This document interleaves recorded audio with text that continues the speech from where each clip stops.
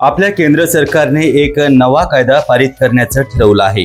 Live in मध्ये तरुण तरुणी एका घरात राहणं आता लग्नाच्या समकक्ष मानलं जाणार आहे। पूर्वीच्या काळी असं म्हणण्यापेक्षा अगदी आतापर्यंत नवरा नवरी कधी आई बाबांच्या पसंतीने तर कधी स्वपसंतीने लग्न करण्याचा निर्णय घेऊन बोहल्यावरती चढत असत। आता आधुनिक काळात एकल महिला आणि एकल पुरुष असा प्रकार दिवसेंदिवस वाढत चालला आहे। कधी कधी तिला तो आणि त्याला ती पसंत पडली तरी लग्नांचं झंगाट कशाला, कारण हम तुम्हारे लिए और तुम हमारे लिए अशा थाटात बिनधास्तपणे कोणतेही कायदेशीर जबाबदारी न घेता राहण्याचे दिवस सध्या आलेले आहेत।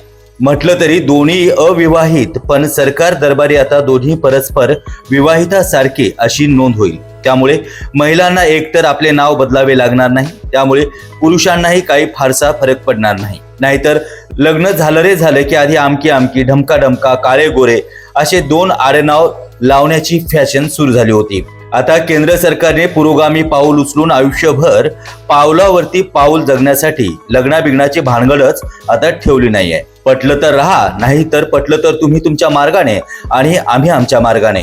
तुमची संपत्ती तुमच्या जवळ आणि आमची संपत्ती आमच्या जवळ, म्हणजेच पुढील 7 जन्माचं सोडा, पण 7 दिवस, 7 आठवडे, 7 महिने किंवा 7 वर्ष किंवा 7 दशक सोबत राहिली तरीही हरकत नाही, आणि नाही राहिली तरीही काही हरकत नाही। त्यामुळे कुणालाही कुणाचीही सेवा करण्याची गरज पडणार नाही। चुकून माकून देवाच्या करणीमुळे मुलबाळ झालं तर त्याला बाप म्हणून किंवा आई म्हणून तात्पुरतं का होईना पुकारता येईल। समजा दोन्ही लिव्ह इन मध्ये राहणारे आणि काही कारणाने बिनसले तर त्या बिचाऱ्या दोघांच्या जीवावरती निर्माण झालेल्या बालकाला स्वतःचा सांभाळ स्वतःलाच करावा लागेल।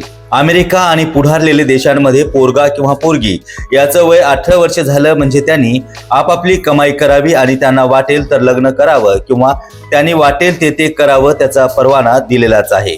अमेरिकेसारखे देश पुढारलेले आहेत। अजून तरी आपल्या भारतात कुंडली जुळून सगळं काही ठरून लॉन बुक करून देवा ब्राह्मणांच्या आणि अग्निसाक्षांच्या उपस्थितीत असलेल्या नातेवाईक आणि इतर मंडळीच्या साक्षीने लग्नासारख्या घटना घडत असतात। बिचाऱ्या गरीब आईबापांना कर्ज काढून लग्न करून द्यावे लागते। पूर्वीच्या काळी मुलीसाठी वर शोधणं हा मोठा कार्यक्रम असायचा। एका पोराने एका दिवशी यावे किंवा अनेक पोरांनी वेगवेगळ्या दिवशी यावे। पोरीच्या बापाच्या घरी पोहे खावेत, मग देण्या घेण्याच्या बाता कराव्यात आणि मग सर्व ठरवून वर राजा लग्नाला तयार व्हावा असे दिवस होते। त्यावर मामा वरेकरांनी 5 मुलाचा बाप नावाचं नाटकही लिहिलं आहे। आता वराचे दिवस फिरले आहेत, कारण ईश्वर त्यांना कोणतीही वर देत नाही, त्यामुळेच त्यांना आता वधू मिळत नाही। म्हणजेच पूर्वी जे वर होते ते आता चक्क खाली झाले आहेत। सध्या फक्त पोरगी द्याहो आणि वाटेल ते घ्यावो असे वरराजाकडून म्हणण्याचे दिवस आले आहेत।